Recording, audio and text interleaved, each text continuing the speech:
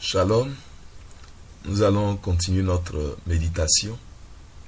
Nous prions le Seigneur. Père, merci pour la grâce que tu nous donnes de voir encore ce jour. Nous voulons plaider afin que tu viennes par ton esprit pour nous éclairer, rendre ta parole claire et qu'elle vienne à nous avec esprit et vie, car tes paroles sont esprit et vie. Éclaire-nous dans le nom de Jésus. Amen. Nous continuons notre méditation. Nous sommes dans le livre de 1 Pierre chapitre 3. Nous étions arrêtés au verset 17 la dernière fois.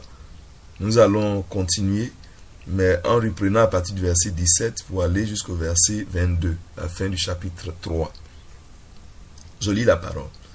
Mieux vaut en effet souffrir en faisant le bien, si telle est la volonté de Dieu, qu'en faisant le mal. Car le Christ lui-même a souffert une fois pour toutes en rapport avec les péchés, lui, juste pour des injustes, afin de vous amener à Dieu. Mis à mort quant à la chair, il a été rendu vivant quant à l'esprit. C'est ainsi qu'il est aussi allé faire la proclamation aux esprits en prison, à ceux qui avaient refusé d'obéir autrefois lorsque la patience de Dieu attendait, au jour où Noé bâtissait l'arche dans laquelle un petit nombre de personnes, 8, furent sauvées à travers l'eau. C'était une figure du baptême qui vous sauve à présent. Baptême qui n'ôte pas la saleté de la chair, mais qui est l'engagement envers Dieu d'une bonne conscience, par la résurrection de Jésus-Christ, qui s'en est allé au ciel, qui est à la droite de Dieu, et à qui anges, autorités et puissances ont été soumis.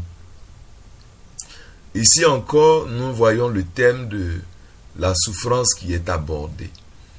Et cela doit nous amener à comprendre que c'est un sujet qui ne peut pas être complètement ôté, enlevé de la marche du chrétien. Nous savons que le Seigneur lui-même a pris ce chemin. La Bible dit qu'il est appelé l'homme de douleur habitué à la souffrance. Et il a dit clairement que si quelqu'un veut le servir, il doit le suivre. Et si quelqu'un veut le suivre, il doit d'abord renoncer à lui-même, se charger chaque jour de sa croix. La croix ne veut pas être un symbole de plaisir, de jouissance. Et la croix forcément nous fait penser à la souffrance et à la mort. Donc Jésus nous appelle en nous avertissant que le suivre suppose que nous devons passer par des épreuves. Et la Bible dit, c'est par beaucoup de tribulations que nous devons entrer dans le royaume des cieux. Donc bien aimé, c'est bon de pouvoir avoir la pensée correcte quand on vient à Christ. Christ ne nous trompe pas. Aujourd'hui, beaucoup d'évangiles qu'on entend vise à faire croire aux gens que quand tu donnes ta vie à Jésus, alors tu n'auras plus de problème dans la vie.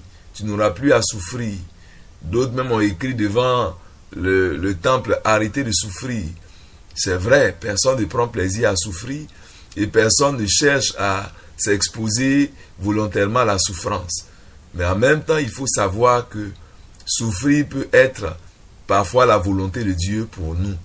Parce qu'il y a des choses dans la vie du croyant qui ne peuvent être traitées que par l'exposition à la souffrance.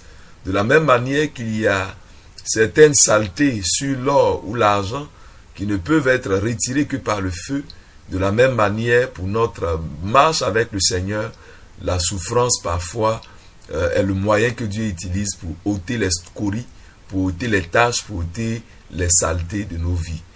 Mais également, même quand ce ne sont pas des tâches que Dieu veut enlever, il y a certaines valeurs qui ne peuvent être produites que par la souffrance. La Bible dit que Jésus a appris l'obéissance par les choses qu'il a souffertes. Donc il y a des choses qu'on apprend par la souffrance, par l'endurance. Et nous avons vu dans Jacques que lorsque nous passons par une épreuve, nous devons savoir qu'il y a un but que Dieu recherche. Par l'épreuve, là, Dieu produit la patience qui nous rend parfaits, qui nous amène à être des chrétiens solides, stables, des chrétiens qui ne tombent pas devant quoi que ce soit. Donc, bien-aimés, nous devons savoir que Christ a souffert et nous également, nous sommes appelés à passer par ce même chemin. C'est pourquoi, si nous passons par des épreuves, ne trouvons pas cela bizarre, ne nous décourageons pas, il y a forcément un but. Et la Bible dit car Christ lui-même a souffert une fois pour toutes en rapport avec les péchés, lui juste pour des injustes, afin de vous amener à Dieu. Nous devons savoir que la souffrance que Christ a endurée, ce n'est pas parce que lui-même il méritait la souffrance, ce n'est pas parce qu'il avait commis un péché, mais c'était pour pouvoir accomplir l'œuvre de notre rédemption. Parfois, nous pouvons passer par des épreuves qui, en fait, ne sont que le moyen que Dieu veut utiliser pour atteindre d'autres personnes, pour mieux libérer la vie de Christ, pour que d'autres personnes, après nous, puissent arriver aussi à rencontrer le Seigneur.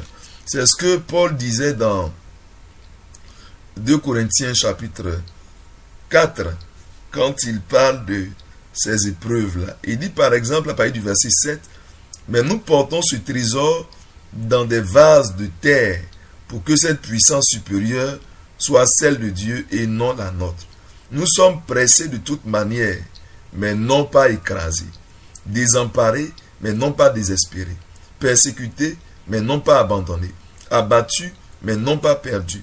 Nous portons toujours avec nous dans notre corps la mort de Jésus, pour que la vie de Jésus aussi se manifeste dans notre corps. Car nous qui vivons, nous sommes sans cesse livrés à la mort à cause de Jésus, pour que la vie de Jésus aussi se manifeste dans notre chair mortelle. Ainsi, en nous, c'est la mort qui est à l'œuvre, mais en vous, c'est la vie. On peut continuer jusqu'au verset 15, mais ce qu'il faut noter ici, c'est que Paul présente une situation d'épreuve, de difficulté, où il est oppressé, il est opprimé, il est exposé à des difficultés qui auraient pu décourager un homme, mais il dit qu'il n'est pas découragé. Malgré toutes ces épreuves, malgré ces situations où il est exposé sans cesse à la mort à cause de l'évangile, malgré qu'il est exposé à des situations de défis, des situations d'épreuves difficiles, il dit que cela en réalité n'est qu'une manière pour que Dieu fasse manifester davantage la vie de Dieu à travers lui. Donc la mort agit en lui, la mort de Christ agit en lui, il accepte sa propre mort, il accepte des épreuves par lesquelles Dieu le fait passer, il accepte de renoncer à lui-même son propre confort, à ses propres intérêts, il accepte le chemin de la souffrance, le chemin de la croix, pour que, à travers lui, la vie de Christ également agit. Donc nous voyons que la mort agit dans notre corps pour que la vie de Christ également soit libérée. La souffrance, pour la cause du Seigneur, libère la vie du Seigneur en nous. Paul dit, je traite durement mon corps, je le tiens assujetti. Nous voyons que lorsque le corps est maîtrisé, lorsque le corps est confronté aux épreuves que Dieu permet, ce n'est pas pour nous détruire, mais c'est pour que la chair étant réduite à l'impuissance, neutralisée, la vie de Dieu puisse couler. Il dit pour qu'on n'attribue pas la puissance là à nous. Donc même ce que Paul décrit ici, c'est également un moyen pour Dieu de garder son serviteur humble.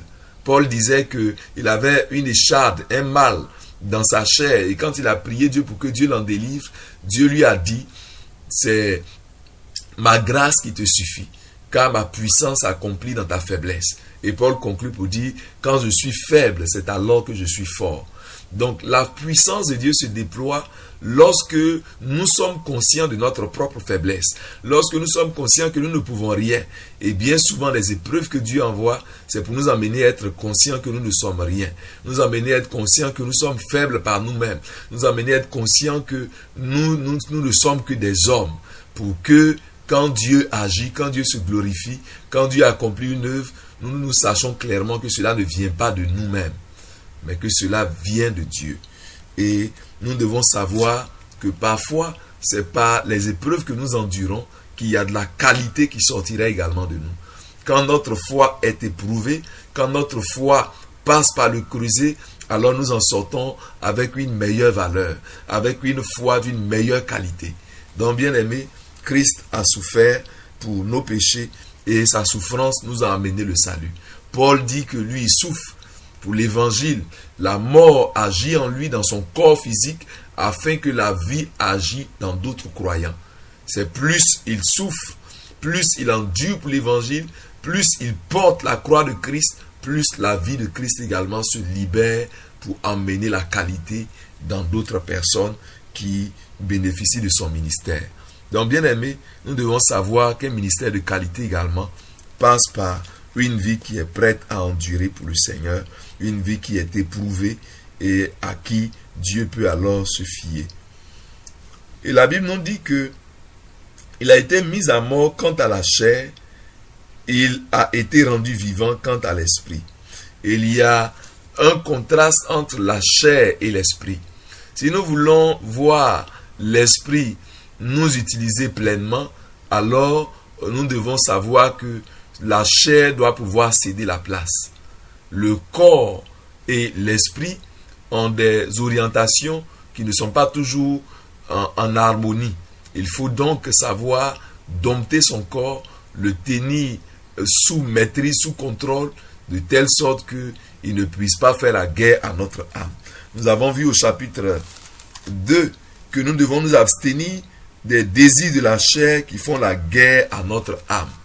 Donc notre chair là s'oriente d'une manière qui n'est pas toujours dans l'intérêt de notre âme. Donc quand Dieu traite notre chair d'une manière, cela est pour le bien de notre âme. Mais continuons, la Bible dit que c'est ainsi qu'il est aussi allé faire la proclamation aux esprits en prison, à ceux qui avaient refusé d'obéir autrefois lorsque la patience de Dieu attendait, au jour où Noé bâtissait l'arche dans laquelle un petit nombre de personnes, 8 en tout, furent sauvées à travers l'eau. Donc nous voyons que il aborde ici une question assez délicate, assez compliquée à comprendre. Il parle du fait que Christ, en étant mort, est allé également pour annoncer, pour proclamer aux esprits en prison, aux hommes qui sont dans le séjour des morts, et également les démons y sont. Et il est allé pour faire la proclamation. Et la Bible parle de ces gens qui, au temps de la patience de Dieu, au temps où Dieu leur donnait l'occasion de se repentir, n'ont pas trouvé bon de se repentir. Ils ont continué à s'entêter et alors ils sont morts dans leur péché et ils sont désormais enchaînés dans le séjour des morts. Donc Christ, quand il est mort, il est entré également pour aller annoncer, pour proclamer. Donc nous voyons que la souffrance que Christ a endurée n'a pas été en vain. Sa souffrance non seulement a servi à régler la question de notre péché, la Bible dit qu'il est mort pour nos péchés, il nous a délivrés du péché. Ce texte même nous dit qu'il a réglé le problème du péché et il nous a amenés à Dieu. Donc, il nous a délivrés par la souffrance qu'il a endurée. C'est par ses meurtrissures, c'est par le fait qu'il a accepté de porter notre châtiment que nous avons trouvé la paix, nous avons trouvé la vie. Non seulement ça, mais également sa mort est le moyen par lequel notre vieille nature a été détruite. C'est par sa mort à la croix que nous avons été délivrés de la nature pécheresse. Mais également, quand il est mort, ça lui a donné l'occasion d'entrer dans le séjour des morts, là où les âmes des hommes étaient dans une sorte de prison.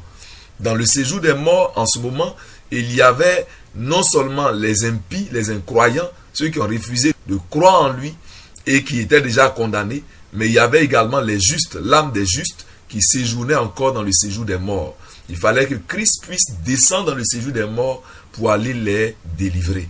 Et quand nous voyons dans l'évangile, à la mort de Jésus et sa résurrection, nous voyons que ce jour-là, il y a eu un tremblement de terre et les âmes des justes qui étaient morts se sont réveillées et la Bible dit que d'autres ont apparu dans la ville et ils ont été vus par plusieurs personnes.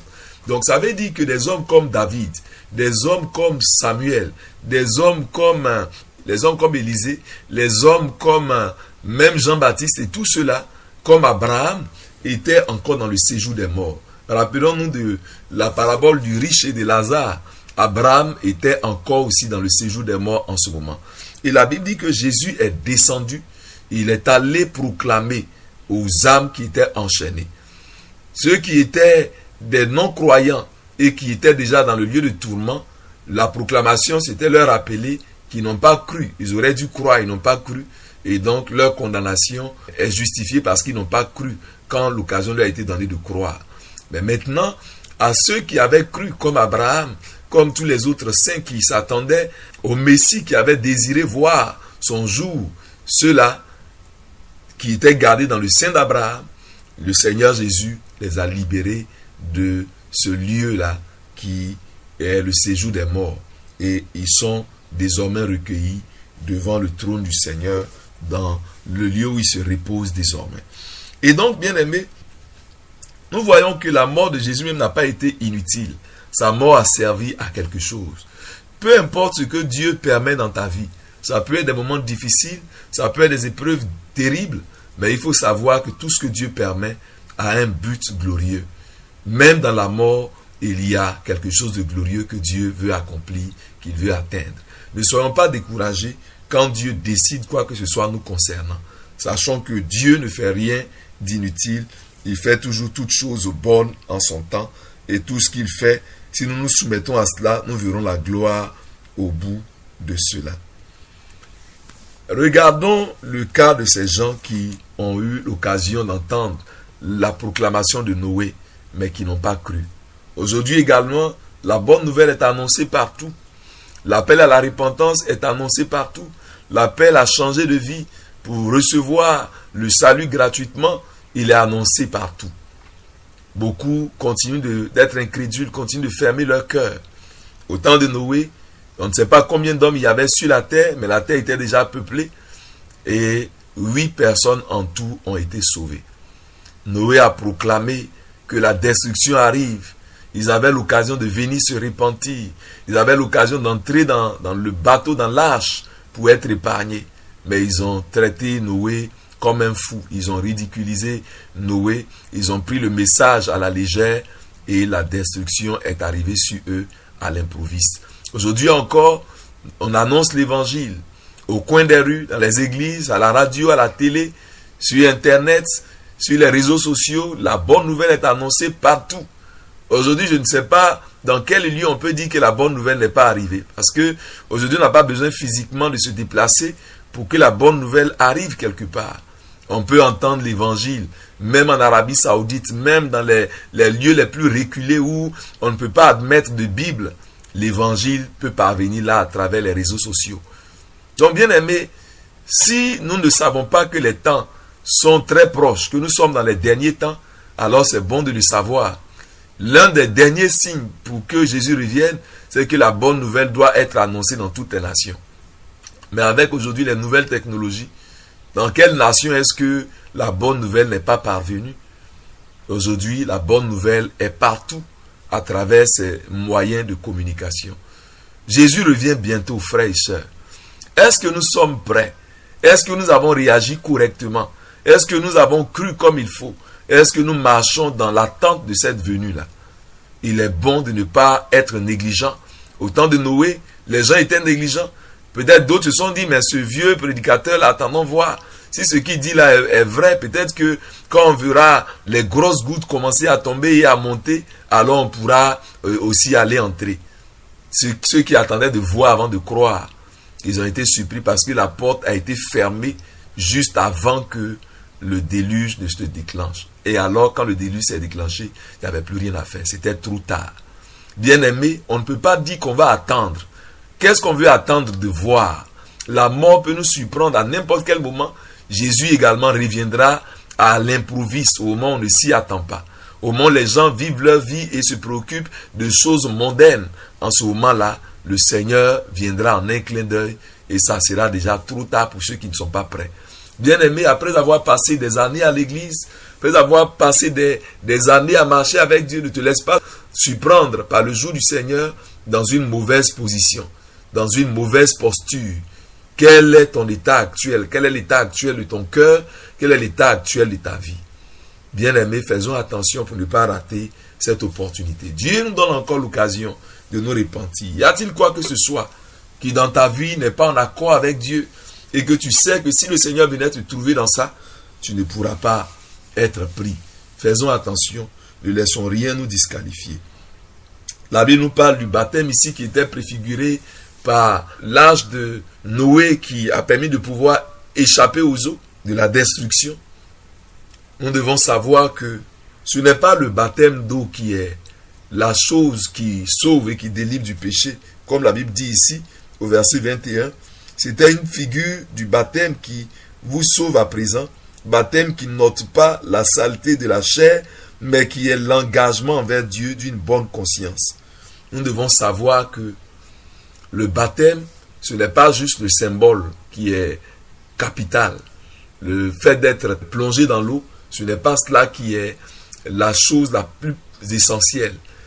Bien vrai qu'il est important de le faire parce que le Seigneur nous l'a recommandé, mais nous devons savoir que c'est d'abord l'engagement d'un cœur, l'engagement d'une bonne conscience envers Dieu, l'engagement à abandonner le mal, l'engagement à abandonner l'ancienne vie.